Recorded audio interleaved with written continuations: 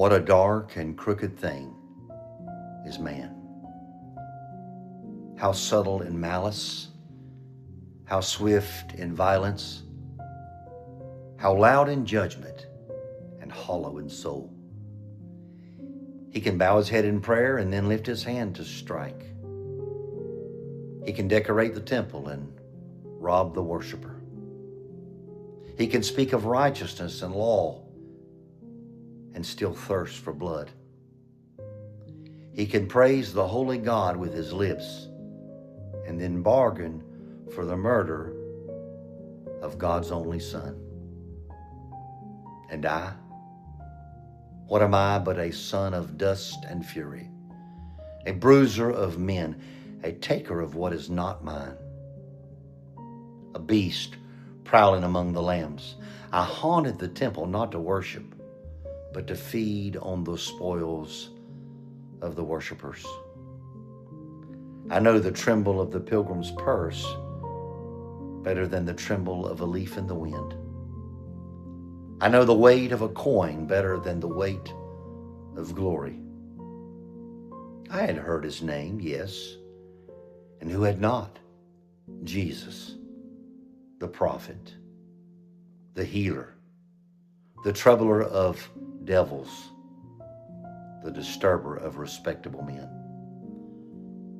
I was there that day in the temple courts when Jesus came in like a storm, his eyes like fire. But not wild, no, never wild. There was more order in his fury than in all the ceremonies of the Sanhedrin. He overturned what needed overturning. He scattered what should have never been gathered. He broke the trade that had made a marketplace out of ministry. And in the crash of the tables, the cries of the merchants, the flight of the coins, and the terror of the holy men, Jesus disrupted the status quo. That was the hour they seized me too. It was a strange providence. Their hands were busy with him, yet they clutched at me. It was as if hell and heaven had met in one tumult, and I who belonged in hell was snared in the wake of Jesus' fury. I knew those priests, not by name alone, but by kind. I knew their eyes, sharp for another man's fault, blind to their own corruption. I knew their mouths, smooth with doctrine, yet sour with envy. I knew their bargains made behind curtains of hypocritical piety. I knew them false. I knew them proud. I knew them capable of unbelievable lies. But this I did not know, that they would hate purity so much they would embrace a criminal in order to destroy a righteous man, that they would prefer my chains broken so that his flesh would be torn, that they would stoop so low as to make the people choose, and that people, God help them, would choose me, Barabbas. My name, which had been on their lips like a curse, now shrieked, "Release Barabbas." I heard it, and first I thought it was mockery, some cruel sport of the soldiers, some jesting before the lash and the whip. But then the gate opened. The irons were loosed.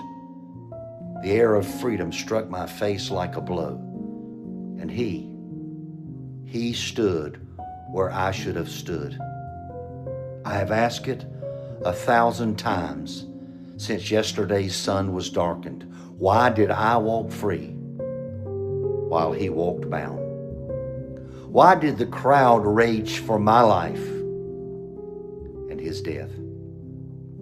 What did they see in me but violence, and what did they hate in him but goodness?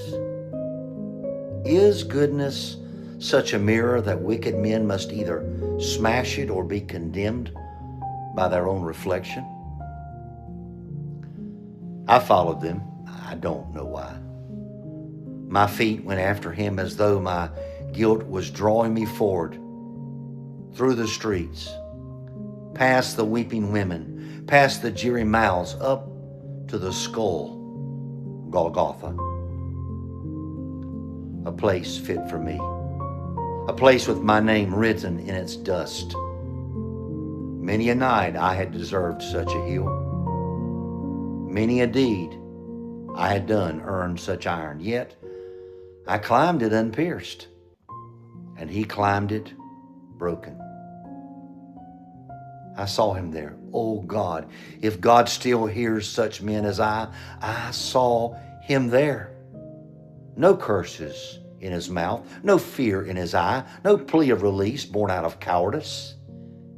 He bled as a king might bleed, not because blood mastered him, but because he yielded it. He yielded his blood. And there was in him such purity as made the day itself ashamed. The sky dimmed as if creation could not bear the sight of its maker murdered by his creatures. The earth groaned. The very air felt heavy with accusation, and still he spoke mercy. Mercy to thieves, mercy to mothers, to tormentors, to all the world that had become his executioner. What manner of man is this who suffers without spite, who bleeds without bitterness, who dies without surrendering love? I have seen men die. I've caused it.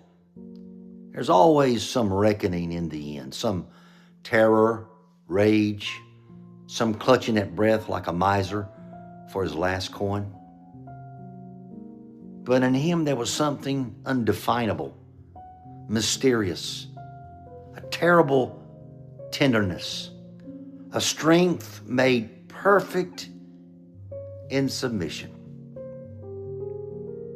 He did not seem conquered. He seemed to be accomplishing something. It was as if the cross was not taking his life, but instead receiving it from his own hand. And when at last the soldier spoke, that hard man schooled by many executions, that witness paid to watch death do its work, when he said, truly, this was the Son of God, it did not sound like flattery, nor superstition, nor fear.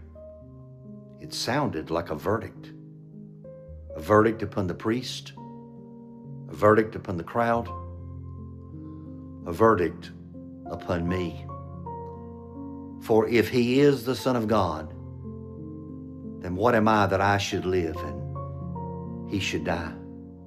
What arithmetic is this? What justice bleeds in my place? What innocence wears the sentence of my guilt? What love goes silent beneath nails that the guilty might yet hear the voice of mercy? And now it is Saturday, Sabbath. Jerusalem is hushed as though nothing has happened. The priests are keeping their feast, the people their customs, the merchants count what coin remains, and the city rests under Sabbath law. But I cannot rest. No washing can cleanse this day from me. No darkness can cover what I have seen. I have come back to this skull-shaped hill because my soul has no other road. Here is the ground where my death should have stood. There is the timber that should have borne my body. This is the silence after the mob's cry. And here stand I, Barabbas, free in limb, fettered in spirit, wondering all my life till now, has this all been but one long sentence leading to this very hour? Surely this is not the end of his story. It cannot be. Men like me end in graves. Men like him do not. Can such purity be swallowed by the earth? Can perfection rot? Can sacrifice like this be spent and then lost? Can love so vast be folded into a tomb and sealed with a stone? No, there's too much glory in him for that. Too much light, too much truth, too much God. And if this is not the end of his story, then neither need it be the end of mine. How can I not follow such a man as this? How can I go back into the shadows when I have seen such light? How can I return to theft when I have seen him pour himself out richer than all the treasures of the temple? How can I live for violence when he met violence with such unbelievable mercy? How can I remain the man who they shouted for when he became the man I crucified? How could anyone not be moved? How could any heart of flesh not crack beneath such love? How could any soul, having stood where I stand, not fall to its knees and say, "Take what is left of me. Take this ruined thing. Take this robber's heart, this murderer's hand, this polluted name. If thou wouldst die for such as I, then I am no longer mine." Barabbas was released, so they say. Yet here, I think, it is not Barabbas who was released yesterday, but Barabbas who was found. The Bible is full of wisdom and hope. Subscribe, like, and share. Be a blessing to everyone.